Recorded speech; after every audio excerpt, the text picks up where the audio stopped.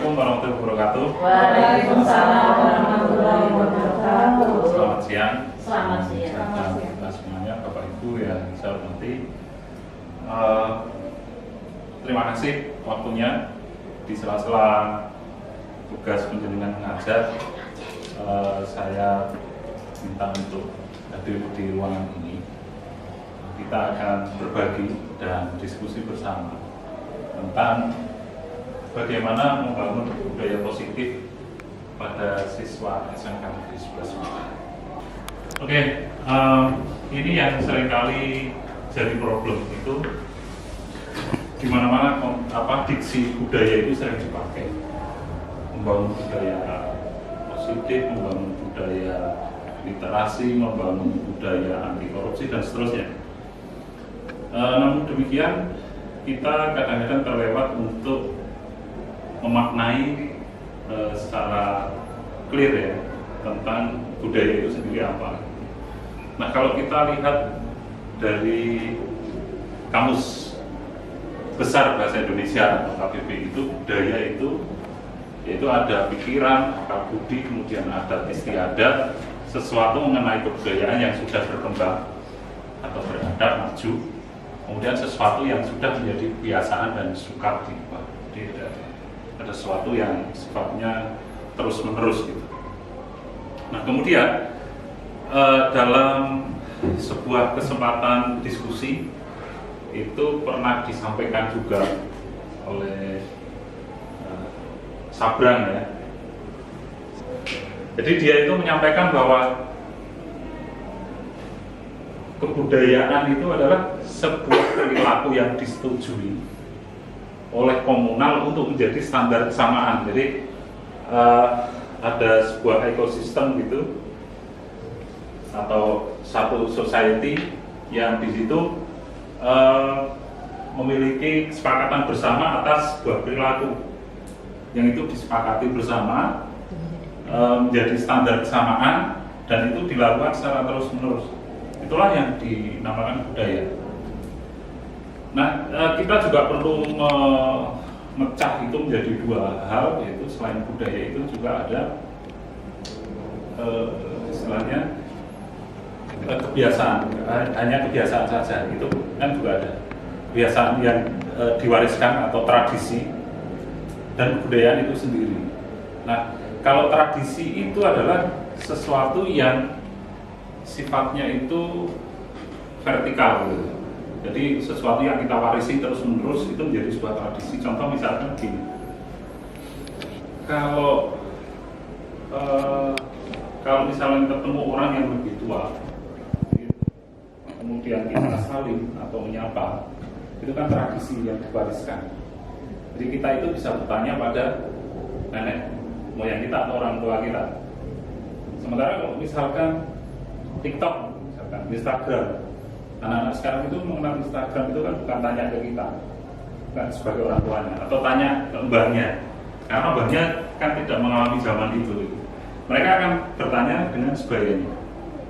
Nah, ketika kita berbicara tentang siswa kita atau pendidikan itu, kita punya tokoh yang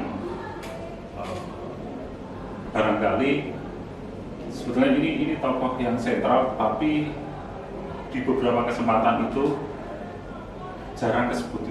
Ki Hajar Dewantoro itu kan tokoh pemikir pendidikan Indonesia yang concern dari dulu untuk membangun sumber daya manusia Indonesia melalui pendidikan. Ada beberapa pokok-pokok pemikiran Ki Hajar Dewantoro, misalkan contohnya yang sering kita dengar dan kadang kita agak lupa memaknai dari kata-kata itu, misalkan Ing Karso Suntulodo, Ing Matio Manungkarso, Tuturi Handayani.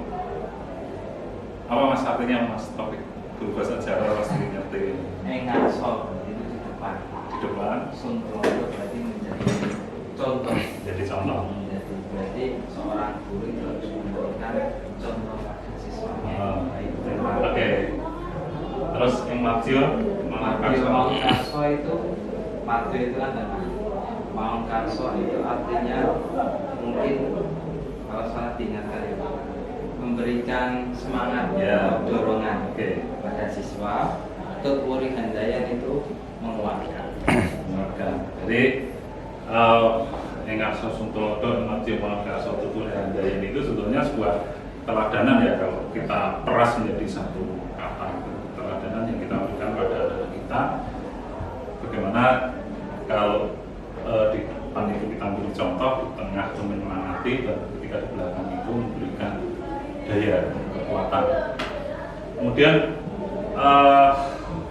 berikutnya adalah bermain adalah tuntutan jiwa anak untuk menuju ke arah kemajuan hidup jasmani maupun rohani. Kemudian ada beberapa nanti Bapak Ibu bisa baca sendiri slide ini, nanti bisa saya share. Kemudian yang warna biru kita coba pahami pelan-pelan bahwa pendidikan adalah upaya menuntut segala kodrat yang ada pada anak-anak agar mereka dapat mencapai keselamatan dan kebahagiaan yang setinggi-tingginya, baik sebagai manusia maupun sebagai anggota masyarakat. Nah ini sebetulnya pemahaman ini sangat komprehensif untuk merangkul kebutuhan pengembangan anak-anak kita khususnya SMK. Misalkan begini, kebahagiaan yang setinggi-tingginya baik sebagai manusia maupun sebagai anggota masyarakat. Jadi ketika kita mengantarkan anak-anak kita dari proses di dalam sekolah sampai nanti lulus, itu ujungnya adalah bagaimana kita bisa membuat sebuah desain sistem supaya anak itu mencapai kebahagiaannya yang setinggi-tingginya, kebahagiaan baik dia sebagai individu maupun sebagai anggota masyarakat. Misalkan sebagai individu dia, kalau kita berbicara tentang SMK, bagaimana dia bisa katakan misalkan mengembangkan dirinya sebagai wirausaha. Kemudian bagaimana dia bisa bekerja sesuai dengan passionnya, sesuai dengan kemampuan yang unik pada dirinya. Itu adalah upaya bagaimana kita membangun kebahagiaan untuk anak-anak kita, baik dia sebagai dirinya maupun sebagai masyarakat. Sebagai dirinya dia akan bekerja sesuai dengan passionnya, kemudian mendapatkan penghargaan yang setimpal dengan kompetensinya. Lalu ketika kebahagiaan di dalam masyarakat, maka dia akan memberikan kontribusi positif di lingkungannya. Nah, apa yang disampaikan oleh Ki Hajar Dewantara tadi itu selaras, dan ini tentu juga pastinya melalui kajian yang dalam terhadap apa yang dipikirkan oleh Ki Hajar Dewantara sebelumnya, sehingga ini juga sebetulnya secara benang merahnya itu nyambung gitu. Bahwa tujuan pendidikan nasional menurut Undang-Undang Nomor 20 tahun 2003, pendidikan nasional berfungsi mengembangkan kemampuan dan membentuk watak serta peradaban bangsa yang bermartabat dalam rangka mencerdaskan kehidupan bangsa, bertujuan untuk berkembangnya potensi setelah didik agar menjadi manusia yang beriman dan bertakwa kepada Tuhan Yang Maha Esa, berakhlak mulia, sehat, ilmu, cakap, kreatif, mandiri, dan menjadi warga negara yang demokratis serta bertanggung jawab. Ini pun pasti akan selaras dengan yang sekarang kita hadapi, kurikulum merdeka. Kemudian di dalamnya ada profil pelajar Pancasila. Apa yang tertera dalam profil pelajar Pancasila itu juga selaras dengan tujuan pendidikan nasional, kemudian filosofi pemikiran Ki Hajar Dewantara. Di sana ada beriman bertakwa kepada Tuhan Yang Maha Esa dan berakhlak mulia, berkebinekaan global, gotong royong, kreatif, bernalar kritis, kemudian mandiri. Dan ketika ini kita terapkan kepada anak-anak kita, khususnya SMK, itu ini bisa menjadi penunjuk arah kita untuk melakukan inovasi dalam mengajar atau dalam melayani kebutuhan belajar anak-anak kita, supaya mereka itu bisa bekerja, wirausaha ataupun melanjutkan ke perguruan tinggi. Bapak Ibu, pada kesempatan ini saya ingin sedikit mendengar pengalaman gitu ya. Pengalaman Bapak Ibu guru saat mengajar, dinamikanya seperti apa gitu. Siapa juga? Mas Polo, Mas. Silakan, Mas. Ya, intinya dari dulu kita, saya Mas Guntur, Mas Sam, bareng-bareng itu Mas Dok juga ini. Kita hanya mencoba untuk memenuhi kebutuhan siswa dalam belajar ya. Ya, contohnya misal sampai sore kita tunggu, sampai malam kita tunggu. Bahkan dulu kan sebelum zaman era-era sekarang sebuah simpel pakai HP, dulu pakai reader, pakai komputer, itu kan membutuhkan waktu yang lama, bahkan sampai menginap ya. Dulu kita juga ada seperti itu, tapi secara resmi ada di orang tua dan dari sekolah juga kita sampai memfasilitasi siswa lah untuk memenuhi kebutuhan mereka dalam belajar. Itu aja sih, Mas. Oke, terima kasih. Aplaus untuk Pak Polo ya. Atau yang lain, silakan. Yang lain. Mbak Dwi ini biasanya punya pengalaman. Ayo Bu Dwi, Bu Dwi Retno. Kalau pengalaman mengajar, jadi biasanya saya menerapkan metode yang tidak monoton biasanya Pak. Dalam mengajar itu ya nanti kadang-kadang diskusi, kadang-kadang penugasan, kadang-kadang proyek, kadang jalan-jalan, dan lainnya. Jadi agar sebenarnya tujuannya adalah sama, mencukupi kebutuhan belajar setiap anak. Hanya saja terkadang satu metode itu tidak bisa memenuhi semua kebutuhan. Akhirnya tadi kita variasikan metode-metode tersebut. Seperti itu Pak pengalamannya. Plus tuh Pak. Ada lagi yang lain. Pak Darul mungkin. Mana yang diungkapkan atau diceritakan di depan itu sudah saya terapkan di dalam pembelajaran. Jadi mengekspresikan anak-anak untuk belajar. Contohnya adalah ketika peralatan tidak ada ataupun tool yang kita harapkan tidak ada, kita tetap fokusnya ke hasil yang akan diharapkan nantinya akan sama seperti kita menggunakan tool yang sudah ada. Contohnya ketika saya diberikan materi pembelajaran 3 dimensi, ternyata harus ke komputer, ternyata tidak ada, maka saya memberikan pelajaran 3 dimensi juga, yaitu secara manual untuk sebuah karakter ataupun modeling dari benda-benda yang sekitar itu ya, membuat paket dan sebagainya seperti itu. Oke, terima kasih. 3 cerita tadi dari Pak Polo, Bu Dwi, dan Pak Daud itu sebetulnya ujungnya itu adalah sama, bagaimana memenuhi kebutuhan belajar anak-anak kita untuk mencapai kebahagiaan yang setinggi-tingginya, baik dia sebagai individu maupun ketika dia menjadi bagian anggota masyarakat. Kemudian dalam prosesnya itu misalkan tadi ada cerita kalau toolsnya itu memang tidak ada, ya bagaimana kreativitas kita supaya kebutuhan anak itu tetap terlayani, kebutuhan belajar maksud saya, dengan peralatan yang ada sekarang. Begitu juga tadi Bu Dwi coba memvariasikan metode tentang membangun budaya belajar. Jadi ini yang tadi sempat diceritakan Pak Polo.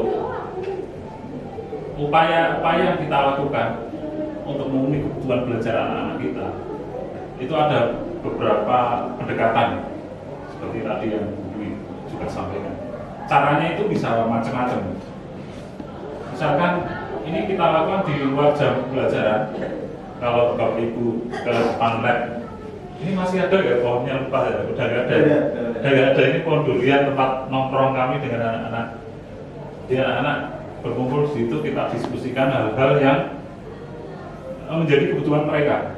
Misal mereka lagi belajar bikin film gitu, ya udah mereka diskusi. Kemudian saya misalkan sebagai guru saat itu ditanya, kemudian mereka ada kendala apa, ada kesulitan apa, itu kita selesaikan bersama. Suatu saat mungkin ketika mereka akan bertanya tentang bagaimana mendesain atau memilih warna, itu biasanya nanti mereka akan ke Pak Polo gitu. Nah begitu juga upaya kita untuk membudayakan belajar itu, kita setiap Kamis pagi ini tahun 2011 kalau salah. Sejak 2011 ya Mas Polo, 2011 atau 2012, 2011 kelihatannya. Itu setiap hari Kamis itu pagi-pagi anak-anak berkumpul, kemudian kita kumpulkan, kemudian kita sharing di situ. Jadi yang menyampaikan informasi itu tidak hanya gurunya, tetapi siswanya juga. Misalkan siswa itu punya program dalam akhir bulan ini akan membuat pemutaran film misalkan, yang mereka sampaikan di situ. Nah, ini adalah upaya-upaya bagaimana kita itu melayani kebutuhan belajar anak-anak kita, yang pastinya itu variasinya itu akan banyak sekali. Ada anak yang kecepatan belajarnya tinggi, ada yang sedang, ada yang lambat, dan seterusnya. Maka kita mencari metode-metode atau membuat pendekatan-pendekatan supaya seluruh kebutuhannya itu bisa tercapai. Nah, ini juga kita mendesain pembelajaran itu mentor sebaya sebelah sana. Dan ini di animasi juga dijalankan di waktu yang bersamaan sekitar ya mulai medio 2011-2012 gitu. Anak-anak itu mengajari teman-temannya yang lain. Anak-anak yang sudah menguasai materi, dia akan sharing dengan teman-temannya. Itulah yang terjadi. Mereka tidak harus berada di dalam ruang kelas. Mereka bisa memilih kapanpun waktunya, kapanpun tempatnya.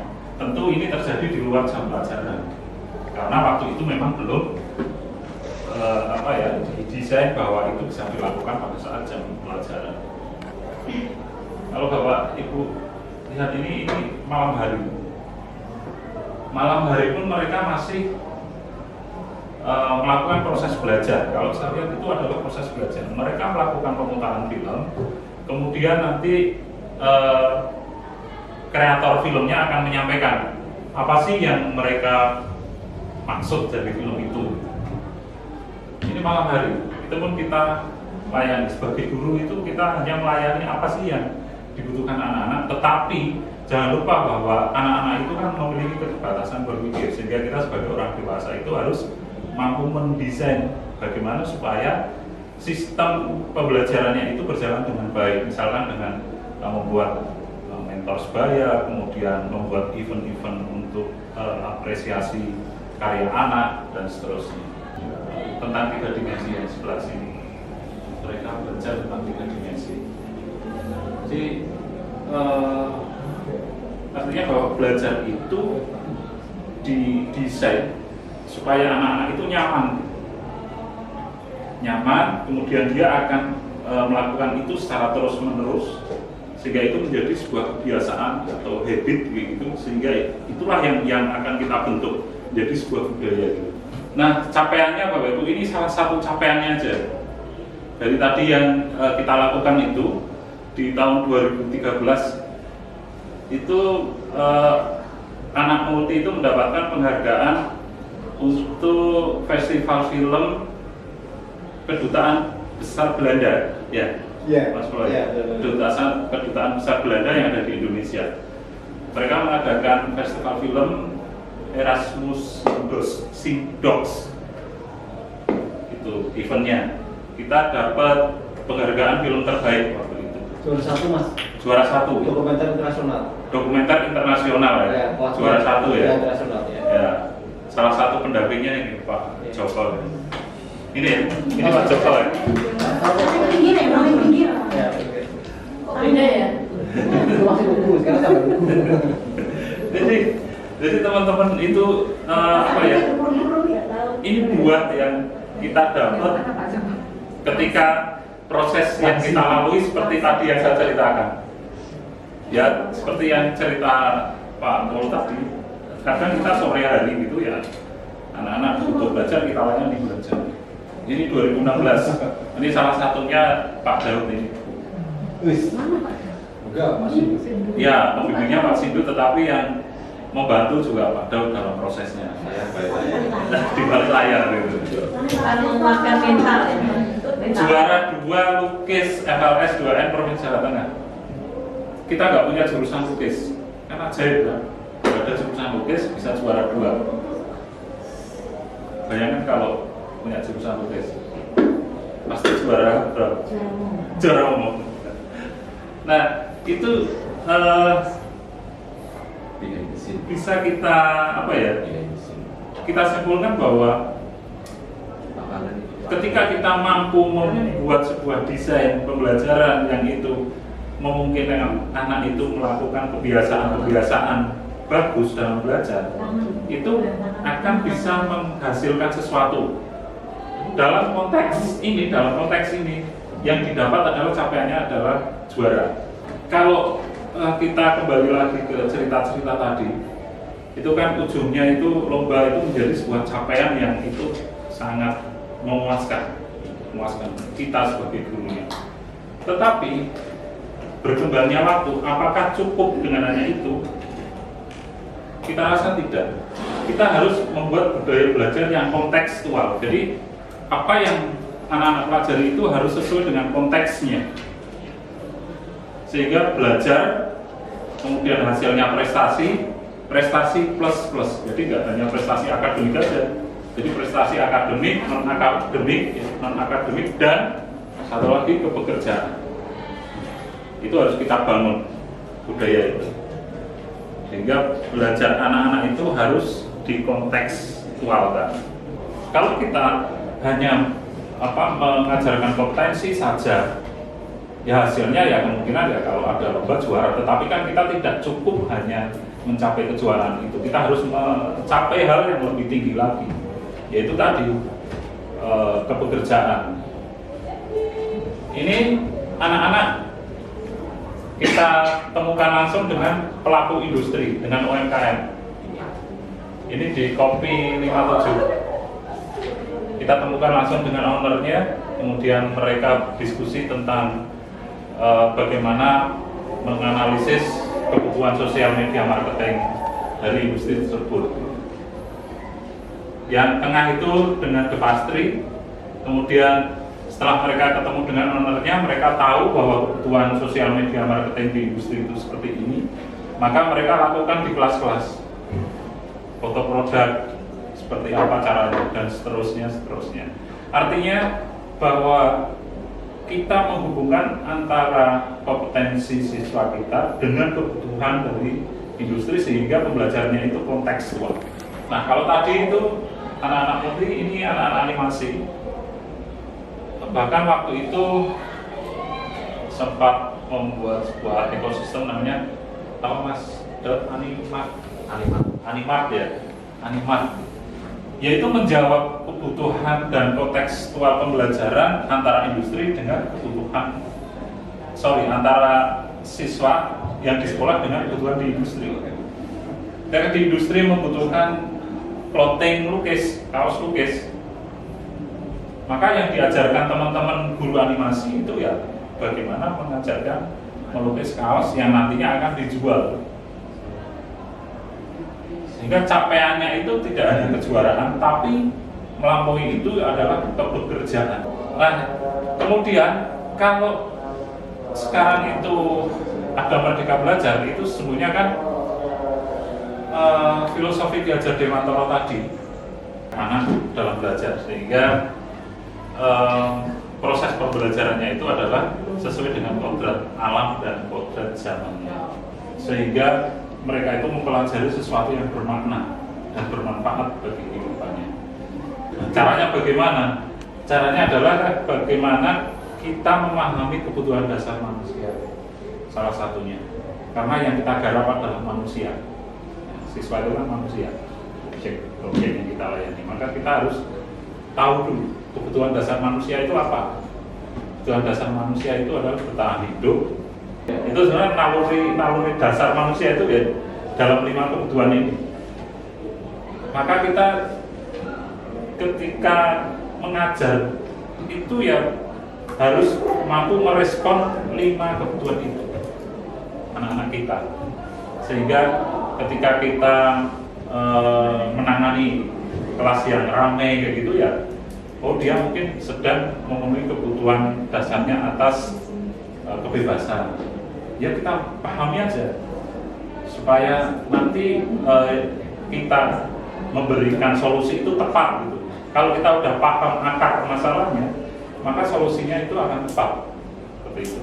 Ketika anak-anak itu ramai di kelas karena sedang memenuhi kebutuhan atas kebebasannya, maka kita ajak ngobrol dan kita pahamkan bahwa itu memang menjadi kebutuhanmu, tetapi pemenuhannya itu harus sesuai dengan konteksnya. Nah, kira-kira seperti itu yang bisa kita sampaikan ke anak. Next. Kemudian posisi kontrol guru itu ada 5 juga. Penghukum, membuat orang merasa bersalah, teman, monitor, dan manajer. Ini yang sering kita lakukan, termasuk saya. Kita itu ketika menghadapi murid kita, itu kadang berlaku sebagai penghukum. Pokoknya angger apa dihukum saya. Ketika melihat anak kita yang nggak sesuai dengan tujuan kita, pokoknya dihukum aja dulu.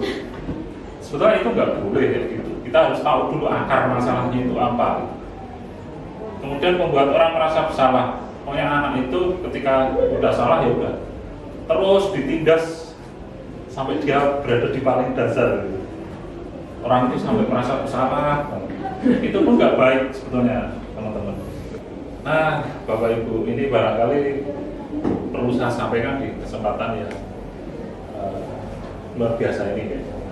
Soal segitiga restitusi.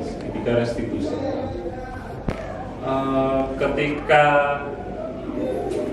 kita melihat sebuah fenomena anak-anak kita, misalkan anak-anak kita melakukan sesuatu yang di luar ekspektasi kita, misalkan melanggar aturan dan sebagainya, kita coba merujuk ini. Dalam segitiga restitusi itu ada tahapan-tahapannya, yaitu validasi tindakan yang salah, kemudian menanyakan keyakinan, menstabilkan identitas. Nah, validasi tindakan yang salah itu kita, yaitu tadi kita mendengarkan dulu apa yang jadi problem dia, kemudian kita sampaikan bahwa ya itu udah intinya begini, itu udah terjadi, lalu apa yang akan kita lakukan? Justru kita lebih ke apa ya, how to-nya itu yang kita kejar, nggak kemudian persoalannya yang kita peruncing. Intinya itulah segitiga restitusi itu. Yang pertama adalah metodologi berpikir kita. Metodologi berpikir kontekstual dan solutif. Jadi, kita itu berpikirnya harus kontekstual dan mencari solusi. Kontekstual itu misalkan di luar itu lagi ada berkembang apa tentang materi yang kita ajarkan, maka harus kita kontekstualkan. Misal saya mengajar audio video, kalau saya ngajarin film durasi 30 atau 1 jam, sementara di luar itu tidak ada permintaan atas film yang seperti itu, sementara di luar itu kebutuhannya adalah video reels, ya maka kita harus mengajarkan itu ke anak-anak kita supaya kontekstual. Jadi menjadi solusi atas persoalan belajar anak-anak. Yang pertama itu metodologi berpikir kita.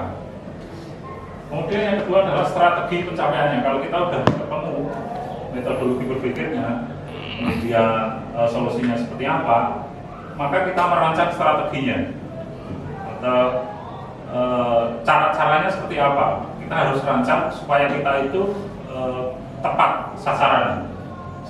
Misal contohnya tadi dalam rancangan kita berarti anak-anak itu kita berikan kesempatan untuk belajar langsung di industri.